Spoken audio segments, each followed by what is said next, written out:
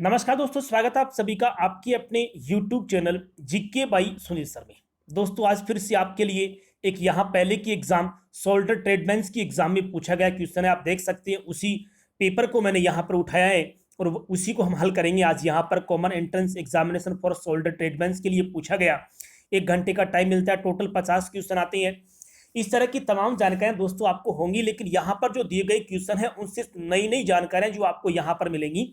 अगर आप हमारे चैनल पे पहली बार आ रहे हैं तो प्लीज चैनल को सब्सक्राइब करना ना भूलें, साथ ही बेल आइकन को प्रेस कर ले ताकि जब भी वीडियो डाला जाए आपके पास नोटिफिकेशन पहुंच जाए। साथ ही दोस्तों जानकारी के लिए आप सभी को मैं यहाँ पर बताता हूँ, इसी प्रकार के और भी क्वेश्चन अगर आप व्याख्या सहित पढ़ना चाहते हैं तो मैंने मेरी प्लेलिस्ट में डाल रखी है, आप वहां से पढ़ सकते हैं, प्लेलिस्ट में आपको मिल जाएंगे। तो देखते हैं आज का हमारा पहला क्वेश्चन। मोहनजोदड़ो कहाँ स्थित है? दोस्तों आपको पता होगा सिंधु नदी घाटी सभ्यता का एक महत्वपूर्ण स्थल है मोहनजोदड़ो। ये कहां पर स्थित है? दोस्तों दिए गए ऑप्शन के हिसाब से अगर हम बात करते हैं तो यह मोहनजोदड़ो जो है ये वर्तमान पाकिस्तान के सिंध प्रांत में स्थित है। कौन से प्रांत में? पाकिस्तान के सिंध प्रांत में स्थित है।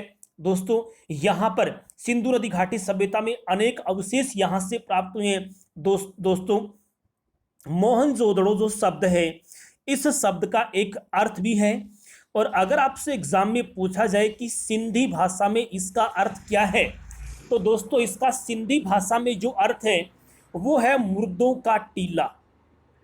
ये आपको यहां पर याद रखना है, मुर्दों का टीला निम्न में से किसे कहा जाता है? तो मोहनजोदड़ो को मुर्दों के टीला के नाम से जाना जाता है। ये बात आपको यहां पर याद रखनी है। दोस्तों मोहनजोदड़ो की जो खोज है कब हुई? अगर आपसे पूछा जाए कि इसकी खोज कब हुई तो दोस्तों इसकी खोज हुई है सन 1922 में। कब हुई थी? सन 1922 में राखलदास बनर्जी के द्वारा, राखलदास बनर्जी के द्वारा इसकी खोज का कार्य किया गया। साथ ही दोस्तों याद रखना मोहनजोदड़ो जो है ये दुनिया का सबसे पुराना नियोजित और उत्कृष्ट शहर माना जाता है। दुनिया का सबसे पुराना और नियोजित उत्कृष्ट शहर जो है वो कौन है? मोहनजोदड़ो। तो ये कहां पर? सिंध प्रांत पाकिस्तान में। देखते हैं अगला क्वेश्चन। पुनर्जागरण आंदोलन कहां से शुरू हुआ है? तो दोस्तों पुनर्जागरण जो आंदोलन है वो इटली से शुरू हुआ और इटली से शुरू होकर संपूर्ण यूरोप में फैल गया, संपूर्ण यूरोप महाद्वीप में फैल गया। ये एक सामाजिक और धार्मिक संबंधित आंदोलन है जो आधुनिक और पुरातन संस्कृति का समावेश करने के लिए चलाया गया था, वही है पुनर्जागरण आंदोलन। दोस्तों अगर आपसे पूछा जाए कि पुनर्जागरण आंदोलन कब चला तो ये दोस्तों इटली में 14वीं शताब्दी से शुरू हुआ और 17वीं शताब्दी तक चला। कौन सी शताब्दी तक चला है? 17वीं शताब्दी तक चला है और इटली के बाद यह संपूर्ण यूरोप में फैल गया। दोस्तों अगर आपसे पूछा जाए कि पुनर्जागरण का अर्थ क्या होता है तो पुनर्जागरण का अर्थ होता है पुनर्जन्म। क्या होता है? पुनर्जन्म, इसका शाब्दिक अर्थ ही होता है या इसका अर्थ ही पूछा गया। दोस्तों इसी प्रकार से अगर बहुत ही शानदार क्वेश्चनों को बड़े डिस्क्रिप्टिव तरीके से आप पढ़ना चाहते हैं तो आप मेरी प्लेलिस्ट से पढ़ सकते हैं, वहां आपको बहुत से वीडियो मिल जाएंगे। देखते हैं अगला क्वेश्चन। ऋतुओं का बदलना पृथ्वी की किस गतिवान से निर्धारित होता है? दोस्तों आपको पता होगा पृथ्वी 2 प्रकार की गतियां करती है। एक वह गति जो अपने अक्ष पर ही घूमती है, एक ही स्थान पर घूमती है, उस गति को दोस्तों हम परिभ्रमण गति कहते हैं। क्या कहते हैं? परिभ्रमण। और दूसरी जो गति होती है वह अपने अक्ष पर घूमते हुए सूर्य के चारों ओर चक्कर लगा देना, इस गति को दोस्तों परिक्रमण गति कहा जाता है या परिक्रमा कहा जाता है। क्या कहा जाता है? परिक्रमा कहा जाता है। तो ऋतुएं बदलना, दिन रात का छोटा बड़ा होना, दिन रात का बंधना, ये सभी पृथ्वी की गतियों की वजह से ही होता है। तो दोस्तों यहां पर पूछा गया ऋतुएं बदलना पृथ्वी की कौन सी गति से होता है? तो ऋतुएं पृथ्वी की परिक्रमा या रिवोल्यूशन गति के द्वारा होती हैं। अगर आपसे एग्जाम में पूछा जाए कि पृथ्वी पर दिन और रात बनते हैं, दिन और रात बनते हैं, वो उसकी कौन सी गति के द्वारा बनते हैं? तो दोस्तों याद रखना उस गति को कहा जाता है घूर्णन गति, उस गति को कहा जाता है परिभ्रमण गति। परिभ्रमण भी कहते हैं, इसे घूर्णन के नाम से भी जानते हैं। तो ये दिन रात। अगर दोस्तों आपसे पूछा जाए कि दिन रात की अवधि छोटी बड़ी होना, दिन रात की अवधि छोटी बड़ी होना, मतलब समझ रहे हो आप। कभी देखते हैं आप दिन 12 घंटे का होता है, 11 घंटे का होता है, 9 घंटे का होता है, 10 घंटे का होता है। ऐसे दिन कब दिन छोटे होते हैं, रातें बड़ी होती हैं, कभी रातें बड़ी होती हैं, कभी दिन छोटे होते हैं। ये किसके कारण से होता है? तो दोस्तों ये भी पृथ्वी की परिक्रमा गति की वजह से ही होते हैं। ठीक है, तो ये क्वेश्चन आपको यहां पर यादें रखनी है। दोस्तों ये क्वेश्चन और ये पढ़ाने का तरीका आपको कैसा लगा, मुझे आप कमेंट बॉक्स में रिप्लाई जरूर करेंगे। मैं उम्मीद करूंगा आपसे कि मुझे आप जरूर करेंगे, क्योंकि आप कमेंट करते हैं तो मेरा हौसला बढ़ता है, और हौसला जब बढ़ेगा तो इसका मतलब मैं क्वेश्चनों को और भी ज्यादा अच्छी तरीके से आपको पढ़ाने की कोशिश करूंगा। देखते हैं अगला क्वेश्चन। इनमें से कौन सा देश भूमि से घिरा हुआ है? भूमि से घिरा हुआ है, या फिर अपन कह सकते हैं स्थलरुद्ध देश है। स्थलरुद्ध देश मतलब इनमें से वो देश कौन सा है जिसको कहीं भी जल की सीमा नहीं लगती है? जिसको कहीं भी जल की सीमा नहीं लगती, उसके चारों ओर स्थल है, तो कौन सा देश हो सकता है? जैसे अपने इसमें ज्ञात करते हैं, अगर हम मिस्र को मान लें तो आपको पता होगा मिस्र के एक तरफ भूमध्य सागर है। मिस्र के एक तरफ क्या है? मिस्र के एक तरफ भूमध्य सागर है।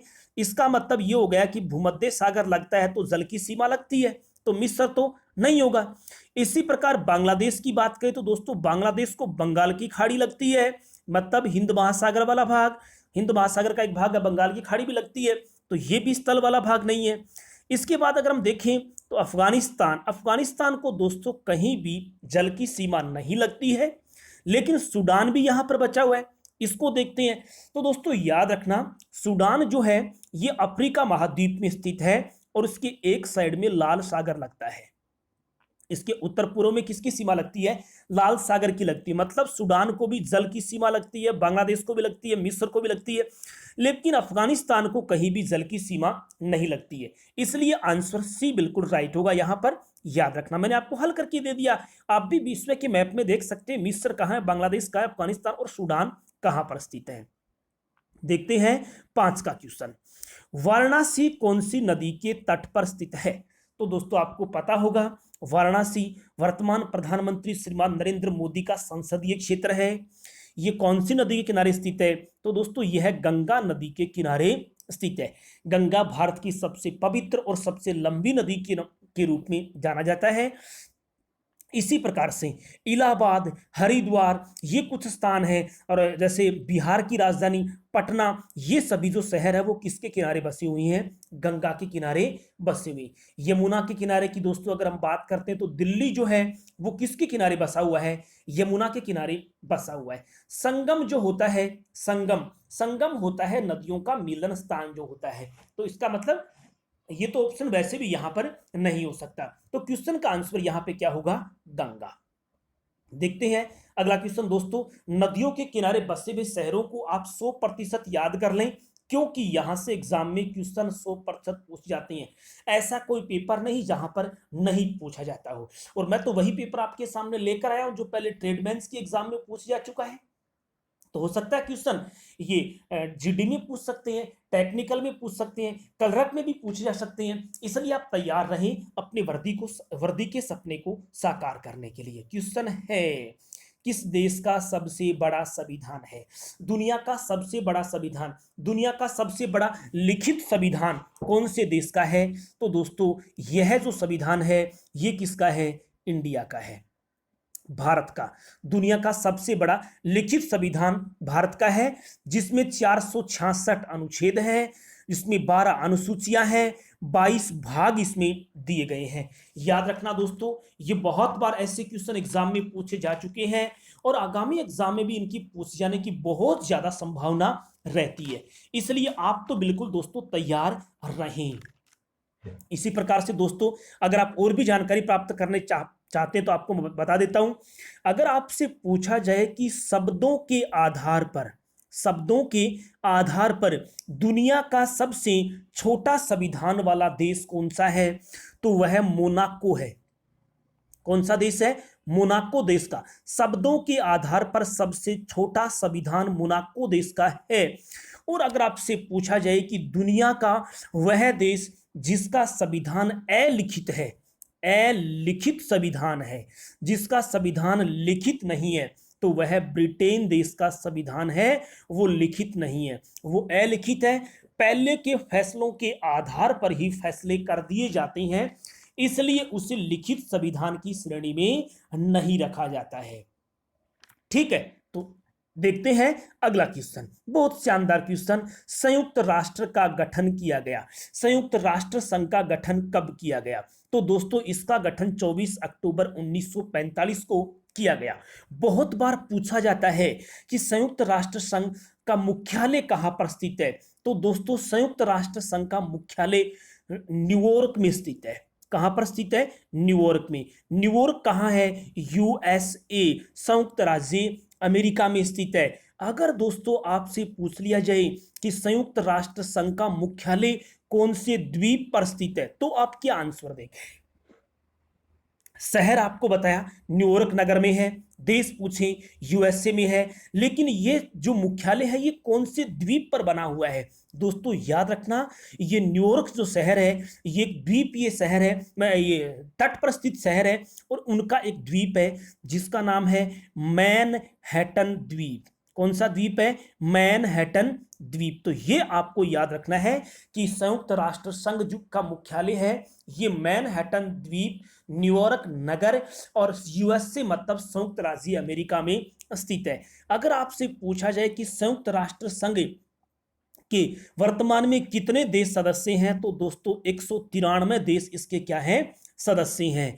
पहले 192 देश थे, लेकिन दोस्तों 11 जुलाई 2011 को दक्षिणी सूडान देश को भी इसमें शामिल कर लिया गया। इसलिए ये कितने देश हो गए वर्तमान में? 193 देश हो गए हैं। दोस्तों संयुक्त राष्ट्र संघ की अगर आपसे पूछा जाए कि आधिकारिक भाषाएं कौन कौन सी है, आधिकारिक भाषाएं कौन कौन सी हैं? दोस्तों लिखने में मिस्टेक हो सकती है क्योंकि लॉकडाउन है और पेन मिल नहीं रहा है, मेरा पेन खराब हो गया है, तो मैं कैसे भी करके काम निकाल रहा हूं, लिखने का कोशिश कर रहा हूं।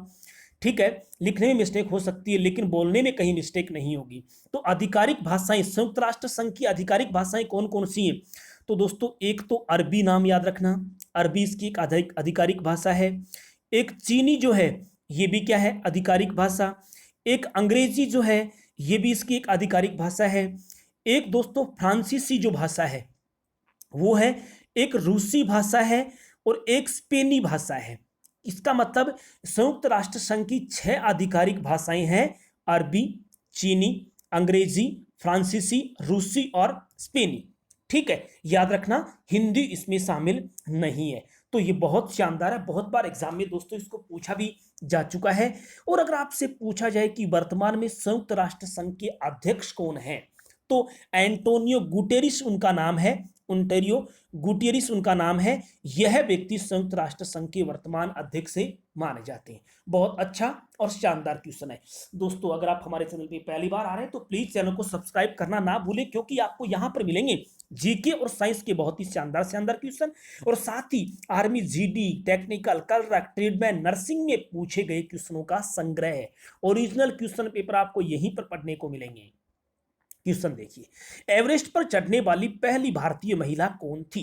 तो दोस्तों एवरेस्ट पर चढ़ने वाली पहली भारतीय महिला पूछी है तो वह कौन है? बछेंद्री पाल है, जो माउंट एवरेस्ट दुनिया की सबसे ऊंची पर्वत चोटी पर चढ़ी थी, वो पहली भारतीय महिला है। दोस्तों माउंट एवरेस्ट जो है ये नेपाल में स्थित है, और इसे सागर माथा के नाम से भी जानते हैं। किस नाम से? इसे सागर माथा के नाम से भी जानते हैं। अब बात करते हैं हम और, ठीक है, इसके संबंध में बात करेंगे। दोस्तों बछेंद्री पाल जो है ये भारत की पहली महिला और विश्व की ये 5वीं महिला मानी जाती है। ये विश्व की क्या है? 5वीं महिला है, भारत की पहली महिला है जो माउंट एवरेस्ट पर चढ़ी थी। दोस्तों क्या कोई आप में से बता पाएगा मुझे कि बछेंद्री पाल जो है वो माउंट एवरेस्ट फतेह कब किया था उसने? तो दोस्तों ये याद रखना, इन्होंने 23 मई 1984 को, 23 मई 1984 को दोपहर 1:07 पर माउंट एवरेस्ट पर अपना भारतीय तिरंगा लहरा दिया था। 23 मई 1984 को, और उसी दिन उपलब्धि मिल गई थी कि ये वर्तमान जो भारत है इस भारत की पहली महिला है जो माउंट एवरेस्ट पर चढ़ गई है। दुनिया के 7 महिलाओं का एक संगठन वहां पहुंचा था और उनमें बछेंद्री पाल भी वहां पहुंच गई थी। दोस्तों याद रखना है आपको कि बछेंद्री पाल कौन से राज्य से संबंधित है। तो दोस्तों सबसे पहले हम बात करते हैं बछेंद्री पाल के जन्म की। तो इनका जन्म हुआ था 24 मई को 1954। 24 मई 1954 को इनका जन्म हुआ था। आपने नाम सुना होगा उत्तराकाशी, नाम आपने सुना होगा उत्तराकाशी। ये उत्तराकाशी भारत के उत्तराखंड राज्य में पड़ता है और उत्तराकाशी के उत्तराखंड में एक गांव है जिसका नाम है नकुरी। उस गांव की रहने वाली थी जिनका जन्म 24 मई 1954 को हुआ था। याद रखना इन्होंने बहुत महत्वपूर्ण कार्य किए थे, इसीलिए उनको 1984 में पद्मश्री से सम्मानित किया गया और सन 1986 में इनको अर्जुन पुरस्कार भी दिया गया था।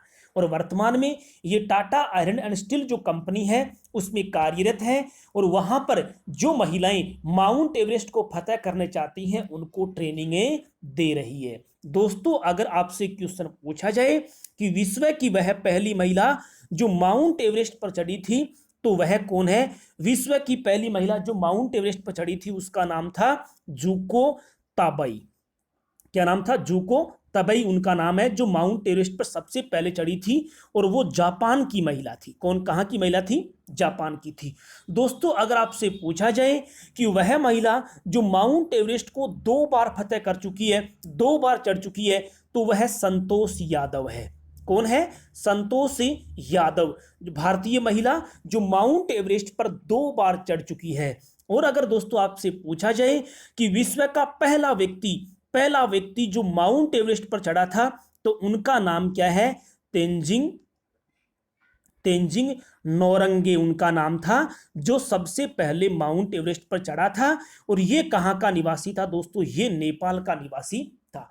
तो दोस्तों उम्मीद करता हूं कि आपको ये क्लास पसंद आ रही होगी, इसलिए प्लीज हमारे चैनल को सब्सक्राइब करना ना भूलें और साथ ही दीजिए यहां पर बहुत ही शानदार क्वेश्चनों का आंसर मुझे कमेंट बॉक्स में आप जरूर बताएंगे दोस्तों कि आपको ये क्वेश्चन कैसे लगे हैं।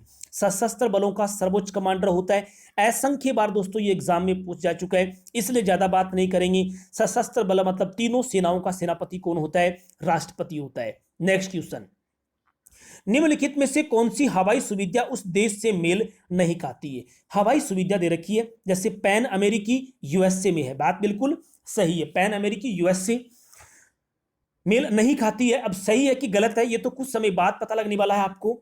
दूसरा है लुफ्थांसा, ये जर्मनी की है। जल चीन की और जल जापान की। अब देख सकते हो आप, 2 मिल गए यहां पर दोस्तों आपको। तो इसका मतलब जल है वो चीन की नहीं है, जल तो किसकी हवाई सेवा है? ये तो जापान की हवाई सेना है, ये चीन की नहीं है। इसलिए ऑप्शन यहां पर सी बिल्कुल क्या होगा? राइट होगा। नोबेल पुरस्कार जो 1901 में वैज्ञानिक अल्फ्रेड नोबेल द्वारा शुरू किया गया, वो किस देश के थे? दोस्तों नोबेल पुरस्कार के बारे में बहुत ही शानदार जानकारियां मैंने मेरी पहले की क्लास में आपको दी है। अगर आप देखना चाहें तो आप मेरी पहले की वीडियो को देख सकते हैं। आप इससे 2-3 पहला जो वीडियो डाला था मैंने, उसमें नोबेल पुरस्कार के बारे में बहुत ही विस्तार से जानकारी दी है, आप वहां से देख सकते हैं। तो दोस्तों ये स्वीडन के एक वैज्ञानिक थे, नोबेल, अल्फ्रेड नोबेल, आपने नाम सुना होगा अल्फ्रेड नोबेल। वो कहाँ के हैं? वो स्वीडन देश के निवासी हैं। दोस्तों आपको पता होगा कि नोबेल पुरस्कार इन्हीं के नाम के आधार पर सन 1901 में शुरू किया गया था। ठीक है, ये व्यक्ति स्वीडन के एक रासायनिक इंजीनियर थे जो स्वीडन में ही काम करते थे।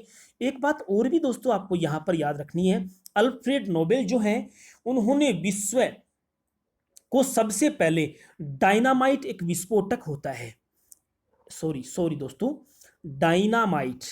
डायनामाइट जो विस्फोटक है, उस विस्फोटक का आविष्कार भी किसने किया था? अल्फ्रेड नोबेल ने ही किया था। और इन्हीं के नाम के आधार पर विश्व प्रसिद्ध नोबेल पुरस्कार की स्थापना सन 1901 में की गई थी। दोस्तों इनका जन्म स्वीडन में हुआ था। और कब हुआ था? 21 अक्टूबर 1833 को इनका जन्म हुआ। और बहुत महत्वपूर्ण कार्य करने की वजह से 1901 में यह पुरस्कार देना शुरू कर दिया। ग्रीक माउंट ओलंपस में पहली बार ओलंपिक खेल कब हुए। दोस्तों ऐसे क्वेश्चनों की जानकारी मैं आपको प्रतिदिन देता रहूंगा, लेकिन मुझे आप कमेंट बॉक्स में ये जरूर बताएंगे कि ये क्वेश्चन आपको कैसे लगे, कितने शानदार हैं, और उम्मीद करूंगा कि आप अपने अधिकतम दोस्तों के पास शेयर करेंगे जो आर्मी की, जीडी की, टेक्निकल की, ट्रेडमैन्स की, नर्सिंग की, कलरक की तैयारी कर रहे हैं, railway group D, SSC, GD की तैयारी कर रहे हैं, उनको वो जरूर सेंड करेंगे, उनको जरूर बताएंगे, उन लोगों को आप जरूर जोड़ेंगे। तो ग्रीक के माउंट ओलंपस, ये ग्रीक का एक माउंट ओलंपस पर्वत है, उस पर सबसे पहले खेला गया था ये खेल, इसकी वजह से इनको ओलंपिक खेल कहते हैं। ये बात आपको याद रखना है, ठीक है। ये ग्रीक का मतलब यूनान भी आ सकता है, ग्रीक के स्थान पे नाम आ सकता है यूनान, क्योंकि एक ही बात है, ठीक है। और यूनान की राजधानी थी एथेंस, यूनान की राजधानी क्या थी?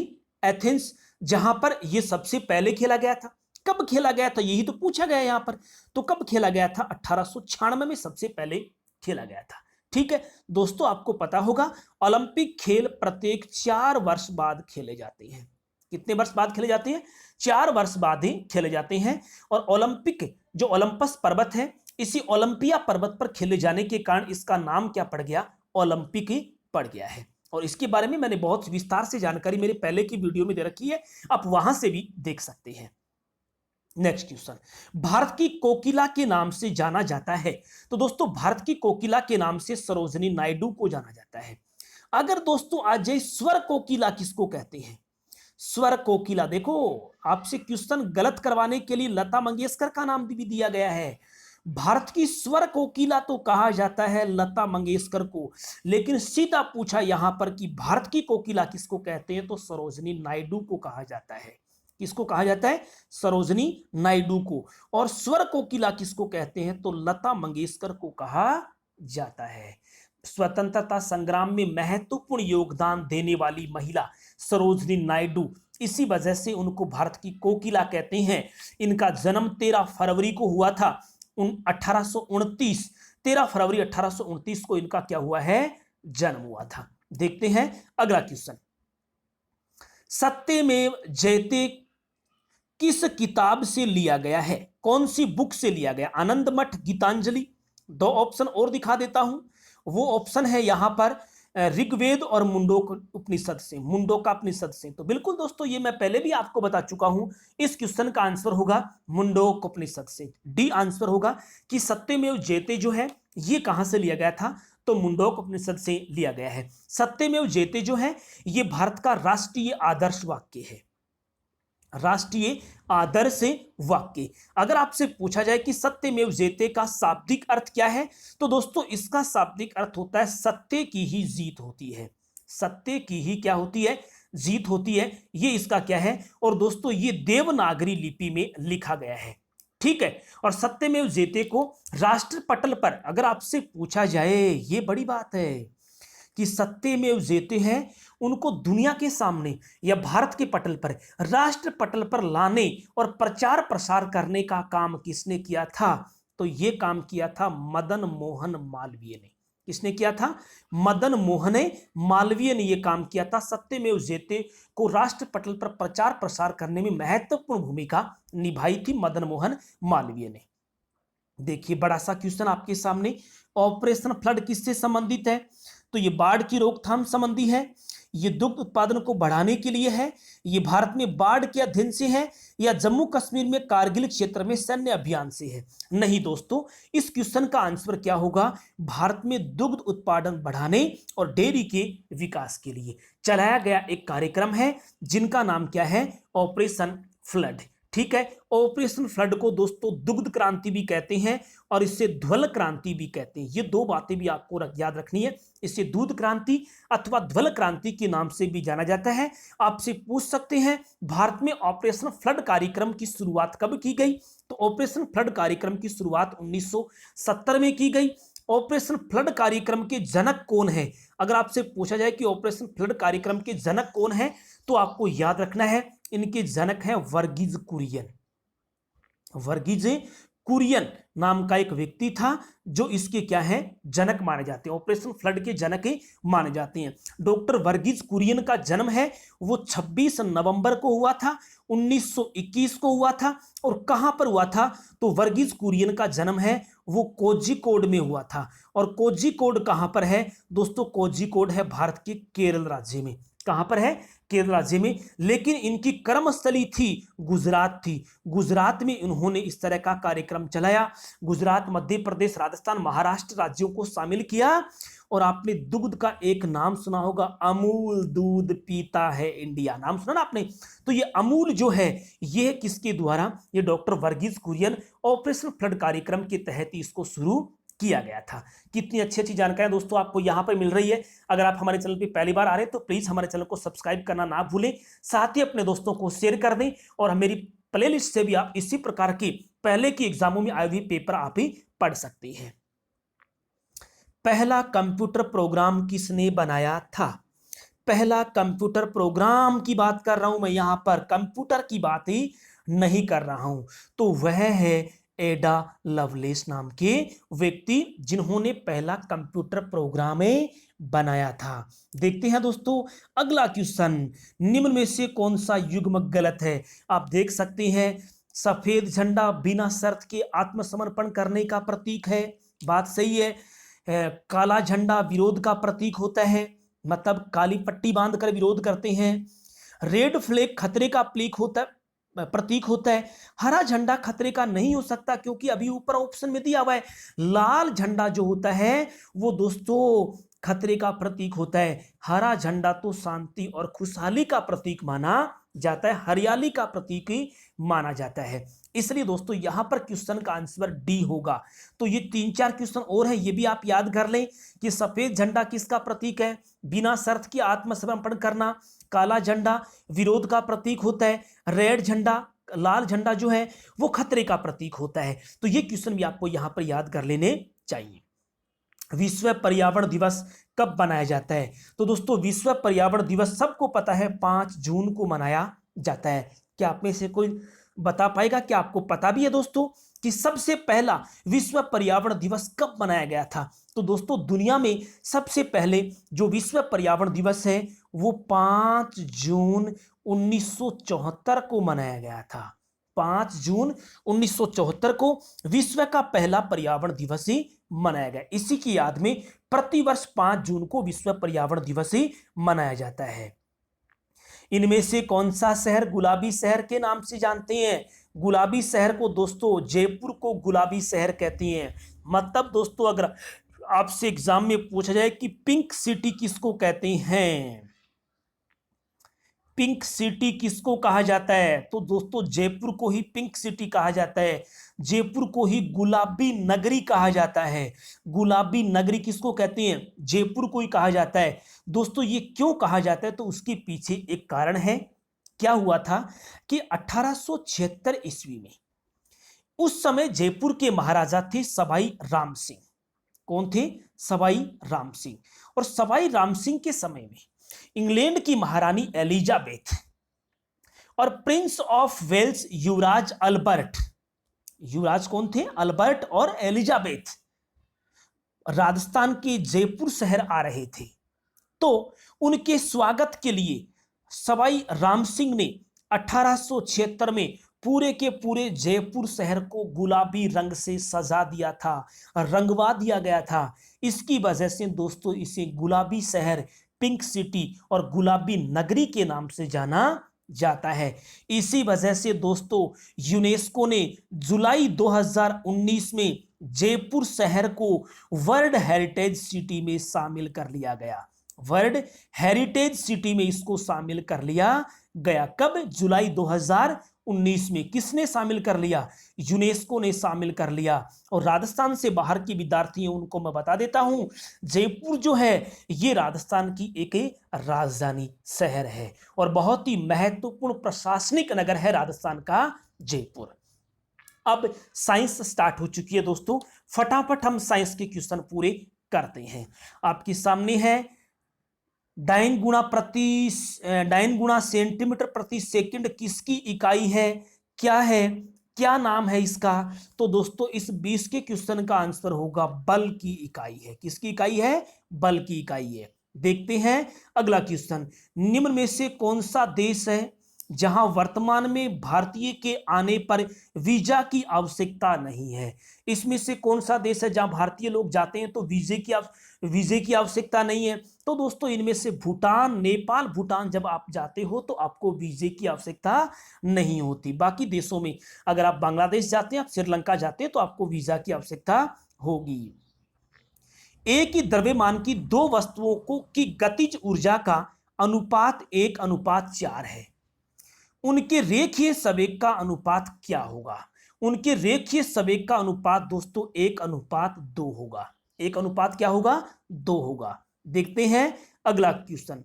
किसी वस्तु में उछाल का कारण निम्न में से किस पर निर्भर करता है? तो दोस्तों किसी वस्तु में उछाल का जो कारण है वो किस पर निर्भर करेगा? वह उसके घनत्व पर निर्भर करेगा। कि कोई वस्तु की कितनी उछाल होगी यह उस वस्तु के घनत्व पर निर्भर करता है, यह उसकी डेंसिटी पर निर्भर करता है। अगला क्वेश्चन है, दूध मथने के बाद मलाई को अलग करने की प्रक्रिया क्या कहलाती है? कितना अच्छा और कंफ्यूज करने वाला क्वेश्चन है कि दूध से मक्खन निकालने, मलाई को अलग करने पर कौन सा बल काम करता है? तो दोस्तों अपकेंद्रीय बल काम करता है। कौन सा बल काम करता है? अपकेंद्रीय बल काम करता है। बहुत बार एग्जाम में पहले पूछा भी जा चुका है, फिर से आपके सामने क्वेश्चन आया यहां पर। दोस्तों अगर ये क्वेश्चन आपको पसंद आ रहे तो प्लीज चैनल को सब्सक्राइब करना ना भूलें। गर्मी का प्राकृतिक और सबसे बड़ा स्रोत क्या हो सकता है? तो दोस्तों हम सबको पता है तापमान का एक बड़ा और प्राकृतिक स्रोत कौन सा है? तो दोस्तों इसमें तो किसी प्रकार का कंफ्यूजन नहीं होना चाहिए, सूर्य ही है जो हमें लगातार प्राकृतिक ऊर्जा, उष्मा देता रहता है, गर्मी देता रहता है।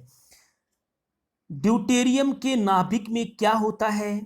तो दोस्तों ड्यूटेरियम के नाभिक में 1p1n होता है, 1p1n होता है ड्यूटेरियम के नाभिक में। पानी किन रूपों में पाया जाता है? जल जो है वो निम्न में से कौन से रूपों में दोस्तों पाया जाता है? तो जल ठोस में भी पाया जाता है, तरल में भी होता है और गैस में भी पाया जाता है। इसकी वजह से ऑप्शन डी बिल्कुल क्या होगा? राइट। पदार्थ की तीनों अवस्थाओं में पाया जाता है जल। वैसे पदार्थ की चौथी अवस्था प्लाज्मा भी होती है, लेकिन यहां पर जल के बारे में पूछा है, पानी के बारे में पूछा है, तो पानी ठोस, तरल और गैस तीनों अवस्थाओं में होता है।